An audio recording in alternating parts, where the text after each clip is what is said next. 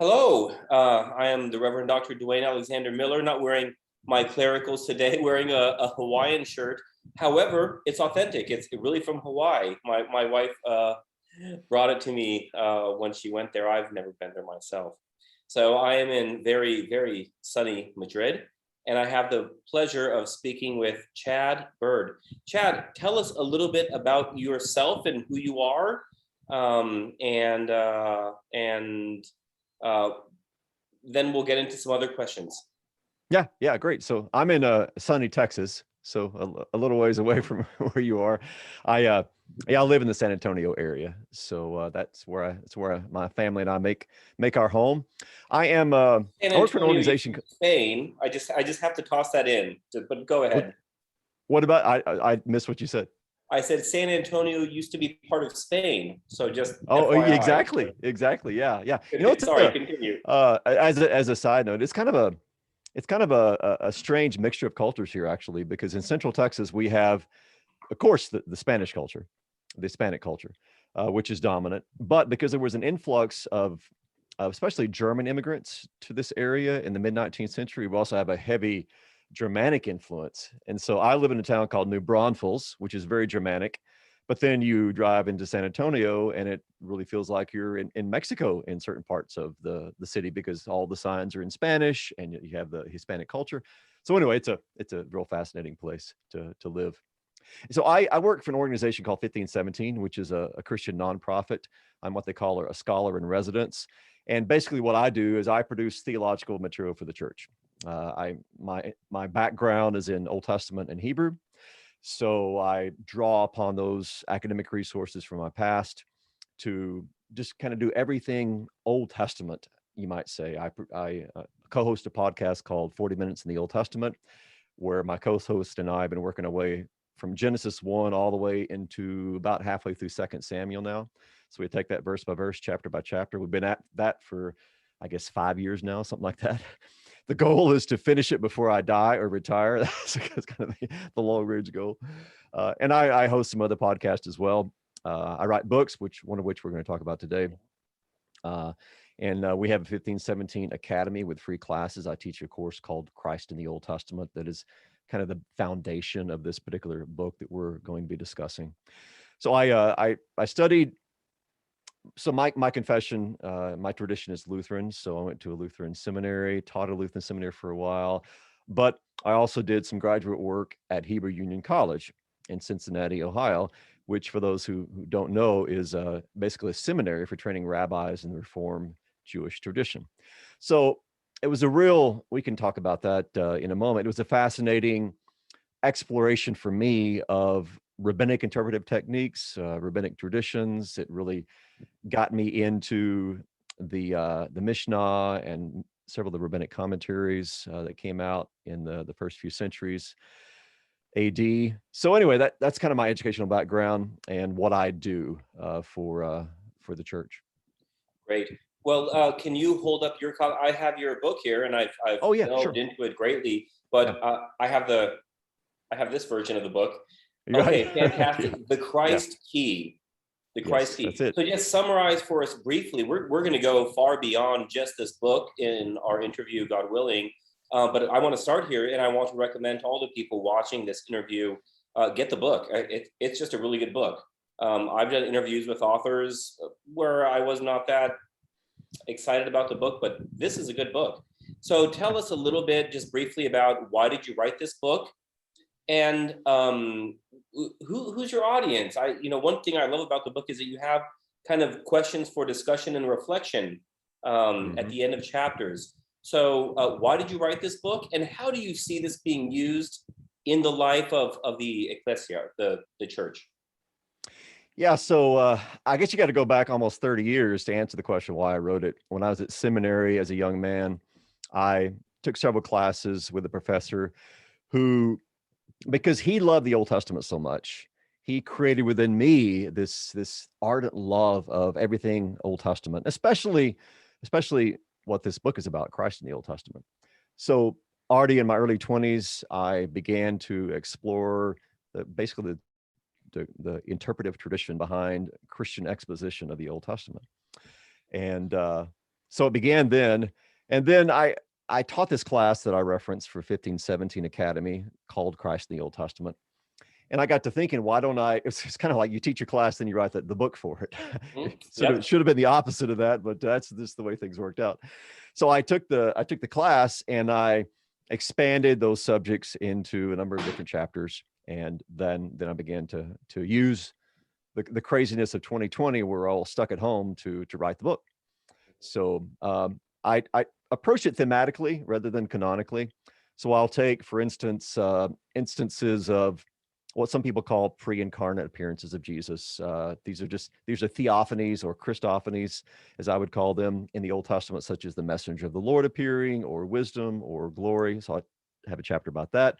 I have a chapter where I discuss the tabernacle, the temple, the various elements of the tabernacle, the furnishings, and how those, for instance, are used in the book of Hebrews and elsewhere Christologically. So kind of the architecture of the temple and the ritual aspects of that to connect that to the work of Christ.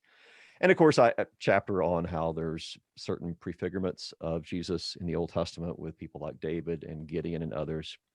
And then I guess you could say a central feature of the book that does, I think, set it aside from some of the other books that have approached this particular question is one thing that I try to accent over and over throughout the book is that what we see is not just where the New Testament begins to read the Old Testament in a Christ-centered or Christotelic, as it's sometimes called, sort of way, but we actually see in the prophets where they are reading Genesis, for instance, or the reflecting traditions in Genesis, or they're reading Judges or reflecting traditions in Judges, and they're already reading these and then using them, adapting them to talk about the work of the Messiah.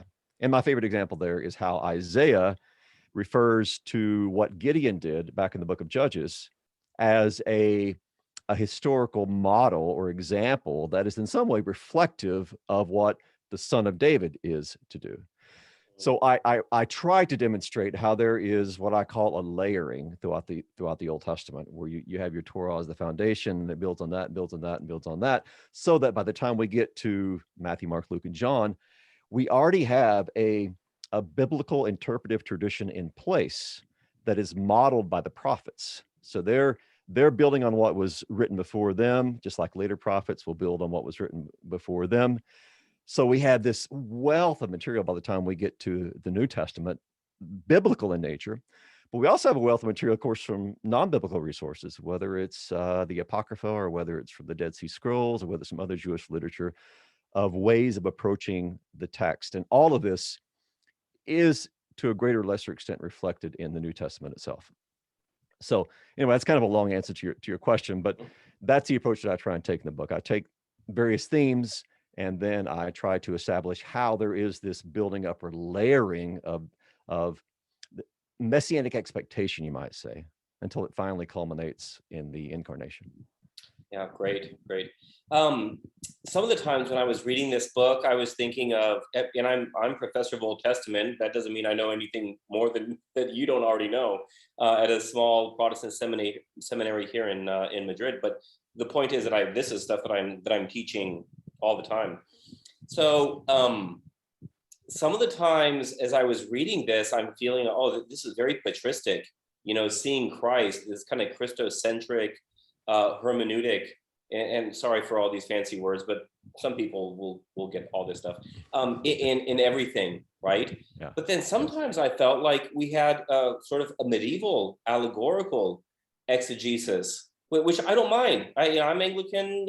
I'm here in Spain. This is part of the kind of the hermeneutical tradition of Iberian Christianity. Yeah, it can go to an excess, of course, but we know that Jesus and Paul, they use these hermeneutics in their own interpretations. So I have to ask, Chad, where do you find your hermeneutical home? Do you find it in the Fathers in the Middle Ages? Do you find it with Luther during the Reformation? Or do you think that maybe we're just in a new era of intertextuality, maybe not denominational, but that is trying to draw on all of these resources, but to present something new? Like, where do you see yourself in terms of that conversation? Yeah, that is a great question. Um, I think, well, let me start here. I do think that we're in kind of a new wave of intertextual focus. I mean, we've seen that growing over the last few decades, and maybe it's related to, people's interest in linguistics and just kind of language in general. But in the biblical world, there's a lot of interest in intertextuality in general, and so, and of course, along with that, the intertextuality of the Old and the New Testament. How do these connect to one another? Now, as far as how I ended up where I'm at, it wasn't really from that originally. My approach to the Old Testament really began with, I guess, either my first or second year at seminary. I had a class on Irenaeus, so the second century church father, and uh, my research into him was really more directed toward his understanding of the Eucharist and how it relates to recapitulation. But in reading through and studying the writings of Irenaeus, he really sparked in me this interest in reading the Old Testament in this sort of way. And then that just went on to looking at a lot of other church fathers, whether it's Chrysostom or Origen or Jerome or Augustine, of course, all of who have different nuances in the way they approach the Old Testament. But all of them are asking the question that I always try and ask of whatever section I'm looking at: how does this connect to Christ and to the life of the church? So they were not reading these writings, in other words, as if they were Jewish literature, but they were reading these as if they were the same voice speaking these words in the Old Testament that we hear also speaking them in the New Testament. And so, and I mean, I did spend some time with medieval exegesis, but really what charted my course, you might say, was the patristic approach to this. And so that's why you'll see, whether it's typology or maybe more of a allegorical approach at times, that's what influenced me to go the route that I went. And of course, from my own tradition, the Reformation tradition, Luther embraces that. Luther is Luther's kind of funny when it comes to allegory, though. I have his behind me. I have his all his works, and if you read his works on Deuteronomy, for instance, he will on one page just blast away at those who allegorize the text, and then at the end of a chapter, he might say, "Now, if we're going to do allegory, let's do it this way," and then he'll present some allegories. So it's like he takes away with one hand and gives back with the other. I short answer to your question, I do try and draw upon kind of the great tradition, we might call it. Beginning already with the earliest Greek writings all the way into the Reformation, and as much as I can, just utilize all these resources, learn from who I can learn from, and where I think it's being a faithful exposition and fair to biblical text and in conformity with the confession of Christ, and I will use that interpreting the Old Testament. Great, thank you. So one of the things that we've seen, maybe going back to the 50s, the 60s, especially Vatican II is part of this, even for Protestants. I don't know if Protestant scholars or Protestant scholars know it, but the average Protestant probably doesn't understand that Vatican II actually impacted Protestant hermeneutics and scholarship quite a bit, even though we're not Roman Catholics. But that's another discussion. But one of the things that we've seen over the last 50 or 60 years is a much greater attention to Jewish exegesis. And this is part of your own life story, as you mentioned. Yes. My question is this, and this is part of our context here in Spain, where, Jews came to a point where they could become Catholics or they could leave. And many became Catholics, and then their sons and daughters went on to go and do things like start the missions of San Antonio, Texas. But my question is, what is your response to the Jewish reader of the New Text, the New Covenant, the New Testament, who says, you have inflicted violence upon these texts of the Old Covenant. You've taken the Hebrew Bible, and an example, very well-known example, out of Egypt I have called my son. You read Hosea, and there's nothing about prophecy, or it's a recollection of the Exodus. Israel is the son of God. God has called his son out of Egypt. And then here all of a sudden you have Matthew saying, oh, well, yeah, but no, really, it's about the return of the Holy Family from Egypt. And that's Yes. one example. And and I know that I could probably give another dozen examples. But like, Right, right. what is your response today to our Jewish persons that we are conversing with and talking with when they raise these objections, which are not unreasonable? Go ahead. Yeah, not unreasonable at all. Um, I guess the first point that I would make, and this is a point I actually make to my Christian brothers and sisters all the time. It's just like the dead horse I keep beating over and over, and that is that when you go back to the origins of what we call the church, it was entirely Jewish in nature. So of course Jesus is a Jew. All his earliest disciples are Jews, and so as it's sometimes said these days, the Christian church began as a Jewish sect. Just like you had Pharisees, you had Sadducees, you had Zealots, you had the folks down at the Dead Sea. You've got all of these, the Essenes. You've got all these various groups, and so a lot of people will say, well, Christianity began as a Jewish sect, or sometimes they call it a Jewish heresy. So the point is, when Jesus is teaching, and then when after Pentecost, when his apostles begin to teach and to preach, they're teaching and preaching and interpreting the scriptures to teach and preach as Jews. So if we say that, or if we're accused of like doing violence to the text as Christians, the first thing that I would point to is that as much as we can, we are trying to emulate what was done by Jesus and by his apostles in their hermeneutical approach and their teaching and preaching. And that hermeneutical approach and teaching and preaching was a thoroughgoing Jewish approach to the scriptures.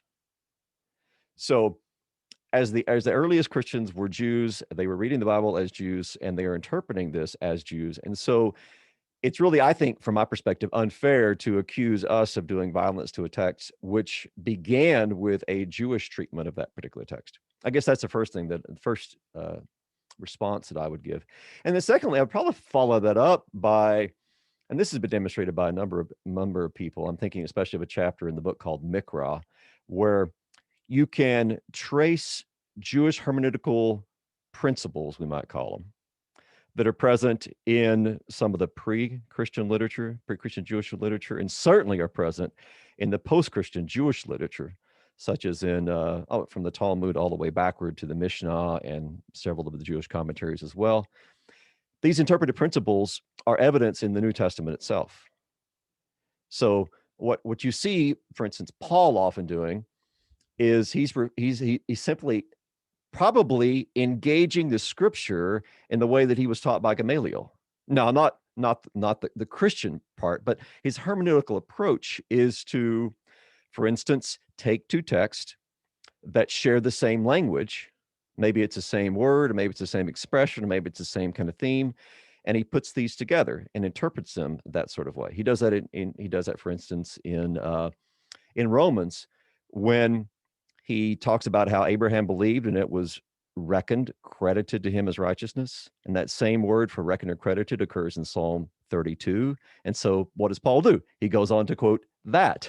So he, as a good Jewish scholar and a Christian, when he's reading the Torah or when he's meditating upon the Psalms, the thesaurus in his mind is at work. And he's like, oh, that word is also used here. And so he puts these together and he reads them as a unit. And of course, we could multiply examples like that all over the New Testament. So a lot of what happens in the New Testament is a very Jewish kind of exegesis. Now, of course, the Christian interpreter is going to arrive at a different conclusion than the Jewish interpreter would. But a lot of the same principles are at work as they approach the Torah, the prophets, and the writings. Right. Yeah. So in other words, the authors of the New Testament, they're really just carrying on those hermeneutical Jewish, or some of them, that they had received. It was part of their own tradition. And I love how Acts, the people who don't like the followers of Jesus, they call them the Sect of the Nazarene, right? Yes. and the people on the Yes. inside, like, oh, we are the way. So you see it right there very clearly how there's one community, but there's two totally different ways of talking about that group of people who are following this mysterious guy from the Galilee. Right, Uh, yeah. right. And I guess as a follow-up too, and I would probably, if I were engaged in friendly banter with my fellow Jewish students at Hebrew Union, I would probably point out, if you read the rabbis, there's a great diversity of opinions there, and they're not afraid of stating these. Rabbi X says this, yeah, but Rabbi Y says this, yeah, but Rabbi Z says this, and they'll list out all of these particular interpretations, whether it's of a law or whether it's of a narrative. So even within Judaism, you had this openness, this willingness within certain parameters to embrace different approaches to biblical interpretation. Now I would say, we just want to be part of the conversation.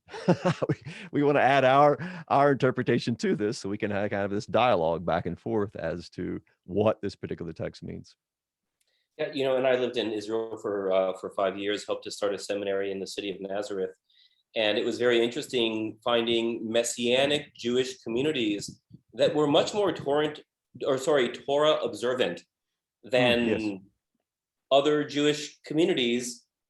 But the other Jewish communities, which were very lax or non-observant in their Torah observance, were like, well, you're really not Jewish. And I don't have an answer for that, but just the texture of this debate of what it means to belong to a community is just a profound and fascinating and beautiful discussion and conversation. Yeah. So you're Lutheran, I'm Anglican. Is there anything particularly Lutheran about this book? I mean, as I was going through it, and maybe I missed it, I didn't see a lot of the, what's the big thing of Luther? His kind of hermeneutical lens. Law gospel, you mean? Huh? Law gospel. Absolutely. I didn't Okay. see a lot of that in there. Is it in the background and I missed it, or It's all in the footnotes. No, I'm it's in the kidding. footnotes? No. Well, I mean, it is and it isn't. It really wasn't my focus in this particular book. I do have much more of a pronounced law gospel hermeneutic in some of my other books, like Your God is Too Glorious and Upside Down Spirituality, those two in particular. But it really wasn't my goal here to approach it from that particular perspective. Now, that's always it's part of the hardware of my mind as a Lutheran. So I do look at things from that perspective, but I didn't want to bring it out as sharply here, because it just really wasn't my goal. My And main goal. I found that positive. I thought you could give this to a Roman Catholic or even a Mm, Greek Orthodox or a Baptist, and they would receive it in different ways. But I didn't find anything particularly sectarian or denominational about it. And if I didn't know you and know that you're Lutheran, I that would not have been my guess. So I actually view that as a positive, rather than as a critique. yeah, and thank you for saying that, because that actually is what I try to do in my teaching and in my writing as well. I have a pretty broad audience. And my Facebook following is all over the place. I have Roman Catholics. I have Protestants from every background that follow me there, that interact with me. I just was last week or week before, I was in New Jersey, Ocean Grove, New Jersey, teaching there at what's historically a Methodist Bible camp. So heavily rooted, historically anyway, in kind of the revivalist tradition. And my audience was all over the place. I had people from a Methodist background, Lutheran background, Presbyterian background, a couple of people who were raised Orthodox or Roman Catholic. And I was teaching this particular subject, Christ in the Old Testament. And with just a couple of rare exceptions where people asked me afterward about something, yeah, no one really picked up on the fact that I'm Lutheran, because what I try to do is, I always hesitate to use this comparison, but I try to adopt the model of C.S. Lewis, because I'm hesitant, because I want people to think that I think that I'm, because I don't. But what I'm saying is, I love how, because of the way he approaches writing and teaching, he appeals to people across the Christian spectrum. That's really what I try to do as well. Without if it comes to a very specific question like baptism or the Lord's Supper, I won't hesitate to teach what I confess to be true. But at the same time, I try and avoid what I think is a mistake of a lot of Lutherans, where they just kind of are Lutherans talking to Lutherans about Lutheran things. I, I have no interest in that. My interest is in taking these, what we might call creedal truths they're accepted by the wide spectrum of Christianity, and to use that as the confessional framework within which I have fun, joyous fun with biblical interpretation. Okay, short answer question here, or a couple of just short answer questions. Just give me, maybe a minute or so on each of these. Sure. Reverend Childs, yay, nay, what do you think? Yeah, I mean, I've learned much from him. The canonical approach, I think is helpful. I think it's much better than kind of breaking down the text atomistically, and to where you don't really have. It's like you've got all these scattered fragments. I prefer much more of kind of a holistic approach to the Old Testament. Well, the Bible in general. Yeah, I love N.T. Wright's kind of allegory. It's like kind of the older version of trying to figure out the source criticism and form criticism and historical criticism. It's like you take your car, which is working fairly well, but maybe not perfectly, and you take it into the mechanic, and the mechanic he says, come back in a week. You go back in a week, and all the parts of your car are on the floor, on the ground. And he says, well, we figured out where all the parts in your car go and what's going on. We're not sure how to put it back together, but That's a great I'm not analogy. Yeah. anti-intellectual. I've learned stuff from form and source and historical criticism. Sure. Yeah. Okay, what's the relevance or the importance, if any, in your opinion today, of kind of the Wellhausen graph? Four sources. Is that something that's worth studying anymore? If so, to what extent? What are your thoughts as an educator? Yeah. I never found it extremely helpful because of what we were just talking about, how it's broken down so much. The only time that I find it helpful is just it's not so much in the whole documentary hypothesis, but to acknowledge, yes, there are different aspects of the Torah that are written in different sorts of ways. And so, just to give an example, I often will refer to Genesis 1 as very priestly in nature. The whole way that it's set up, you would think was lifted from the book of Leviticus or something. Everything has its proper place. Some of the language, such as moed and badal, so to divide, and then meeting, all of this is Levitical or priestly in nature. So I think sometimes that can be helpful by saying, yeah, this not the priestly source, but the priestly language or approach to describing something can be a great way of viewing Genesis 1. Great. Well, let's move to something more recent. What are your thoughts about not looking at the world that produced the text, right? The source and historical criticism. Not maybe looking at the world inside the text, which I think is largely what you're doing with some application, literary criticism, looking at intertextuality, which tends to be how I approach Old Testament studies as well. But the world, reading the text and being transformed by the text, liberation theology, feminist or womanist theology, Black theology. Where do you see all those going, and to what extent does that interact with your own work and your own thought? I do think there's always baggage we bring to the text. Maybe that's a negative way of approaching this, but we are all coming from a different perspective, different tradition, different background, and so our interaction with the text is going to be informed by that. But hopefully, the text itself will then inform us and transform us. And what I don't like on this particular question is I don't like how sometimes this can lead to fragmentation within communities. What I would much prefer is for us to see how this text is actually trying to form us into the Church Catholic, into not just this particular approach, whether it's liberation theology or Black theology, whatever it might be, but rather to provide some cohesion and unity, to belong to the Church Catholic, rather than kind of breaking us down into what we see just all over the place today, where everyone kind of is identifying with their own particular group. I don't see that as healthy with regard to the hermeneutical approach. Another brief question, and then we'll just wrap it up here. Are you going to write a theology of the Old Testament? You know, Childs did that. I'm reading Brueggemann. Do you like Brueggemann, by the way? Have you read any of his material? Or I have, yeah. he's got the most read and the most used English language theology of the Old Testament in the world. So Yes, kind of hard to. Yeah, I've learned much from him, especially with regard to the Psalms.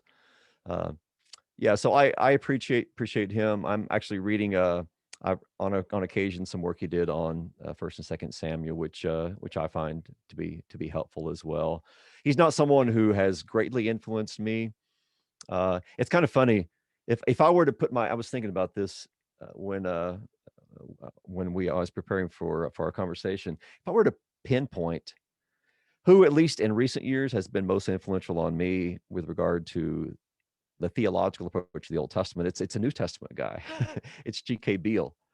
But he crosses over. He's really New Testament, but he also crosses over into the Old Testament.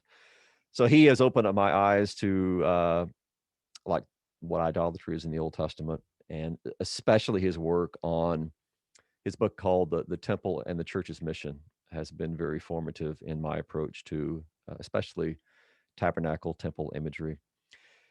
Now, if I have a chance, I may write a theology of the Old Testament. It's certainly on my list. 1517 has been very kind to me to allow me to write kind of whatever I have in mind. So what I'm doing now is a work on the life of Jacob, in which it's part commentary and then part also connecting this to our life as disciples. So the working title is Limping with God. So that will be out next year. But theology of the Old Testament, yeah, I would be happy to do that one of these days. Great. Well, Chad, is there anything else that you want to tell us? And well, first of all, tell us right now, what's your website? Normally, I would say, here's a link to the book, which I'll include. But I mean, you have so many resources. You teach classes. You do guest speaking. So tell us the website that people can go to so they can get a kind of window into all that work, so people can go and check that out and explore. Sure. Yeah. Just go to 1517.org, 1517.org. So the 1517 organization for which I work, and the hub is the website. Everything is there. I have a section of the website where I have all of my articles, but there's links there to the 3 podcasts that I'm involved in: 40 Minutes in the Old Testament, Hidden Streams, and Field Guide to the Bible. There's links to all my books. We have a 1517 store, so you can see the books there. You can order them via Amazon too, just wherever you get your books. But all the resources are there at 1517.org, so you can check those out. And if you're a YouTube user, which obviously you are if you're watching this, there's a 1517 YouTube channel. And in fact, just before we started talking, I was working on a weekly video. I take the gospel reading for the coming Sunday in the lectionary, and I read that from an Old Testament perspective. And so I will offer about a 20-minute summary of what I think we can learn about this book of the gospel reading by looking at it from a Old Testament Hebrew perspective. So you can find all those videos there as well. Great. Well, Chad, is there anything that I have not asked you about? We've gotten into a couple of the topics of your own life, of your larger work, of this new book of yours, which is fantastic, and I want to recommend to everybody. Is there anything that I've not asked about that you want to share with anyone who's watching this? So, one thing I think you asked, but I actually didn't answer, I realized after I'd finished, who the audience is. So who's the book for? And I try to walk that tightrope between being able to speak to those who are in active ministry, or people who are teaching classes such as yourself or some other of my friends who teach biblical courses. But I try to walk the tightrope between speaking to them and also then speaking to people who don't have a theological background. They don't have any kind of theological degree. They're not in a theological vocation, but they're very interested in learning more about the Bible and very interested in learning more about theology.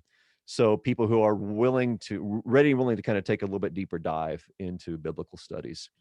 I find that most of the people who attend my lectures when I travel and speak, or those who interact with me online fall into that category. They're lay people with a deep interest in learning more about theology. And so I wrote the book for them, and then hopefully it will be used in Bible classes or other group discussions, because I've included these discussion questions at the end of every chapter to facilitate that kind of dialogue. Great. And that's something I appreciate about the book, is that it's not written just for people coming from an academic background. I felt like, and you also include a number of like personal anecdotes, which help to connect kind of more academic or analytical material to life that people can identify with, and stories that people can identify with. So I felt like that was something positive about the book that you're not going to find in some other, most other Old Testament scholarship. Well, Chad, it's been a great time talking with you. Thank you so much, and best wishes with all of your continued ministry, whether it's teaching, podcasts, writing. I'll be waiting for that theology of the Old Testament. Whenever that comes out, let me know. We'll do another do another YouTube, and we'll get that the audio on podcast and everything. Okay. Yeah, that'd be great. It'd be great. Well, thank you. I've really enjoyed the conversation. Appreciate you having me on. Okay. Thanks, Chad. Bye-bye. Bye.